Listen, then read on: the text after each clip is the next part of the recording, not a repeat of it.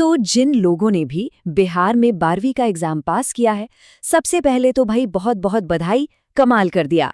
अब ये जो शानदार रिजल्ट आया है, इसे आगे की पढ़ाई के लिए एक फाइनेंशियल बूस्ट में कैसे बदला जाए, मतलब स्कॉलरशिप कैसे मिलेगी, चलिए आज इसी पर बात करते हैं। तो 12वीं तो पास हो गई, अब आगे क्या? पढ़ाई का खर्चा कैसे निकलेगा? ये सवाल मुझे पता है बहुत से स्टूडेंट्स के दिमाग में घूम रहा होगा, और इसका एक ही सॉलिड जवाब है, स्कॉलरशिप। और देखिए, ये सिर्फ पैसे नहीं होते, ये आपकी मेहनत का सम्मान है, एक ऐसा सहारा जो आपको अपने सपनों के और पास ले जाता है। तो आज हम क्या क्या देखने वाले हैं? पहले बात करेंगे सिर्फ लड़कियों के लिए बनी स्कीम्स की, फिर देखेंगे कि मेरिट और कैटेगरी के बेस पर कौन सी स्कॉलरशिप्स हैं। हाँ, और जो टॉपर्स हैं उनके लिए तो स्पेशल अवार्ड्स हैं ही।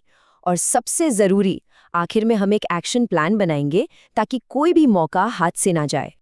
तो चलिए शुरू करते हैं। सबसे पहले हम उन स्कीम्स पर नजर डालते हैं जो एक्सक्लूसिवली, मतलब सिर्फ बिहार की छात्राओं के लिए हैं, क्योंकि सरकार का लड़कियों की पढ़ाई पर बहुत जोर है और ये चीज इन स्कॉलरशिप्स में साफ साफ दिखती है। ये नंबर देखिए, 25,000 रुपए। जी हाँ, 25,000 रुपए। ये है मुख्यमंत्री कन्या उत्थान योजना का अमाउंट। और इसकी सबसे बढ़िया बात पता है क्या है? अगर कोई भी अविवाहित छात्रा बिहार बोर्ड से 12वीं पास करती है तो ये पैसे उसके हैं। डिवीजन से कोई मतलब नहीं, फर्स्ट हो, सेकंड हो या थर्ड, बस पास होना चाहिए। इससे आसान और क्या होगा? अच्छा, अब यहाँ पर एक बहुत ही ज़रूरी पॉइंट है, इसे ध्यान से सुनिएगा क्योंकि ये बात बहुत लोगों को पता नहीं होती। जो कन्या उत्थान योजना है वो तो सभी अविवाहित लड़कियों के लिए है, ठीक है? लेकिन अगर कोई छात्रा एससी या एसटी कैटेगरी से है तो उसके लिए एक और स्कीम है, मुख्यमंत्री मेधावृत्ति योजना। इसका मतलब ये हुआ कि SC/ST की छात्राएं एक नहीं बल्कि दो स्कीम्स का फायदा उठा सकती हैं। और ये देखिए, इस टेबल से पूरा गणित समझ आ जाएगा। 25,000 रुपए तो कन्या उत्थान योजना के मिल ही रहे हैं, वो फिक्स है। अब अगर छात्रा ST/SC से है और फर्स्ट डिवीजन है तो मेधावृत्ति योजना से 15,000 रुपए और मिलेंगे, मतलब टोटल हो गया 40,000। और अगर सेकेंड डिवीजन है तब भी 10,000 रुपए एक्स्ट्रा मिलेंगे, यानी टोटल 35,000। ये वो जानकारी है जो मिस नहीं होनी चाहिए। तो ये तो हो गई लड़कियों के लिए स्पेशल स्कीम्स। अब बात करते हैं उन स्कॉलरशिप्स की जो सबके लिए हैं, मतलब लड़के और लड़कियां दोनों के लिए। ये स्कीम सीधे सीधे आपकी मेहनत, आपके मार्क्स पर डिपेंड करती हैं। तो अब आती है एक बहुत बड़ी नेशनल लेवल की स्कॉलरशिप। इसका नाम है सेंट्रल सेक्टर स्कीम, यानी CSS। ये सीधे सेंट्रल गवर्नमेंट देती है और ये उन स्टूडेंट्स के लिए है जिनके मार्क्स बहुत ही जबरदस्त आते हैं। बिहार बोर्ड एक कट ऑफ लिस्ट निकालता है और अगर आपका नाम उस लिस्ट में है तो आप एलिजिबल हैं। इसमें कोई कैटेगरी या जेंडर का चक्कर नहीं। जनरल, OBC, SC, ST, लड़के लड़कियां सबके लिए बराबर मौका है।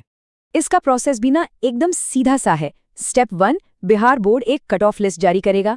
स्टेप 2, आपको बस उस लिस्ट में अपना नाम चेक करना है। अगर नाम मिल गया तो बस काम हो गया। स्टेप 3, सीधा नेशनल स्कॉलरशिप पोर्टल मतलब NSP की वेबसाइट पर जाकर अप्लाई कर दीजिए। और फायदा क्या है? ग्रेजुएशन के दौरान हर साल 12,000 रुपए मिलेंगे। ठीक है, अब एक और बहुत ज़रूरी स्कॉलरशिप की बात करते हैं। इसका नाम है पोस्ट मैट्रिक स्कॉलरशिप, जिसे शॉर्ट में PMS कहते हैं। इसका एक ही मकसद है कि 12वीं के बाद किसी भी स्टूडेंट की पढ़ाई पैसों की कमी की वजह से ना रुके। तो ये PMS है किसके लिए? ये खास तौर पर SC, ST, OBC और EBC कैटेगरी के स्टूडेंट्स के लिए है। इसका काम है हायर एजुकेशन की ट्यूशन फीस को कवर करना। शर्त बस एक है कि 12वीं के बाद किसी कोर्स में एडमिशन लेना जरूरी है, चाहे वो ग्रेजुएशन हो, ITI हो या कोई डिप्लोमा। और इसमें मिलने वाली रकम कोर्स पर डिपेंड करती है। ये 2,000 रुपए से लेकर 1.5 लाख रुपए तक भी हो सकती है। अच्छा, अब तक हमने बात की पास होने वालों की, पर उन स्टूडेंट्स का क्या जिन्होंने सिर्फ पास ही नहीं किया बल्कि पूरे बिहार में टॉप किया है?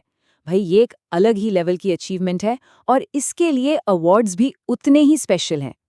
जरा इन नंबर्स को देखिए, ये सिर्फ आंकड़े नहीं हैं, ये टॉपर्स की मेहनत का इनाम है। जो स्टेट में फर्स्ट रैंक लाता है उससे मिलते हैं पूरे 2 लाख रुपए, सेकंड टॉपर को 1.5 लाख और थर्ड टॉपर को 1 लाख रुपए का कैश प्राइज दिया जाता है।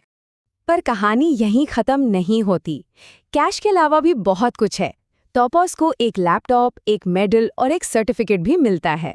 तो मतलब ये सिर्फ एक इनाम नहीं बल्कि आगे के सफर के लिए एक जबरदस्त किक स्टार्ट है। तो हमने सारी स्कीम्स के बारे में जान लिया, कौन कौन सी स्कॉलरशिप है, कितना पैसा मिलेगा, सब कुछ। लेकिन सिर्फ जानने से काम नहीं चलेगा, सही टाइम पर एक्शन लेना जरूरी है। तो अब हम बात करेंगे सबसे प्रैक्टिकल चीज की, आपके एक्शन प्लान की, मतलब अभी से तैयारी कैसे शुरू करनी है। ये जो लिस्ट स्क्रीन पर दिख रही है ना, इसे बहुत ध्यान से देखिए। 12वीं की मार्कशीट, आधार कार्ड, बैंक पासबुक, निवास प्रमाण पत्र, जाति प्रमाण पत्र और आय प्रमाण पत्र, ये सारे डॉक्यूमेंट्स अभी से एक फाइल में इकट्ठा कर लीजिए। और एक चीज बिल्कुल गांठ बांध लीजिए, मार्कशीट और आधार कार्ड में नाम की स्पेलिंग एकदम सेम होनी चाहिए, एक अक्षर का भी फर्क नहीं चलेगा। और हाँ, एक एक्टिव मोबाइल नंबर और ईमेल आईडी तो जरूरी है ही। अब एक थोड़ी सी टेक्निकल लेकिन बहुत जरूरी बात, ये शब्द शायद आपने सुना हो, NPCI या आधार सीडिंग। सुनने में थोड़ा कॉम्प्लिकेटेड लगता है ना? पर इसका सीधा सा मतलब है कि आपका बैंक अकाउंट आपके आधार नंबर से प्रॉपर्ली लिंक्ड हो। ये बिल्कुल जरूरी है, मैंडेटरी है, क्योंकि सारा स्कॉलरशिप का पैसा DBT के थ्रू सीधे इसी अकाउंट में आता है। आप अपने बैंक जाकर इसे चेक करवा सकते हैं। और अगर किसी को लग रहा है कि अरे ये तो हो जाएगा, तो जरा ये लाइन सुनिए। मैं देखता हूँ कि कई बार छात्र छात्राएं स्कॉलरशिप का फॉर्म इसलिए नहीं भर पाते क्योंकि उनके पास दस्तावेज नहीं होते। सोचिए जरा, कितनी अफसोस की बात होगी कि आप एलिजिबल हैं लेकिन सिर्फ एक डॉक्यूमेंट की वजह से फॉर्म ही नहीं भर पाए और हजारों रुपए हाथ से निकल गए। तो इसे एक वार्निंग समझिए और अपने डॉक्यूमेंट्स आज अभी से तैयार करना शुरू कर दीजिए। तो अब सारी जानकारी आपके सामने है, कौन कौन सी स्कीम्स हैं, किसके लिए क्या जरूरी है, सब कुछ। अब सवाल एक ही बचता है, क्या आप इस जानकारी को लेकर अगला कदम उठाने के लिए तैयार हैं? मेहनत करके 12वीं पास कर ली है, अब ये जो मौके सामने हैं, इनका फायदा उठाने का टाइम है।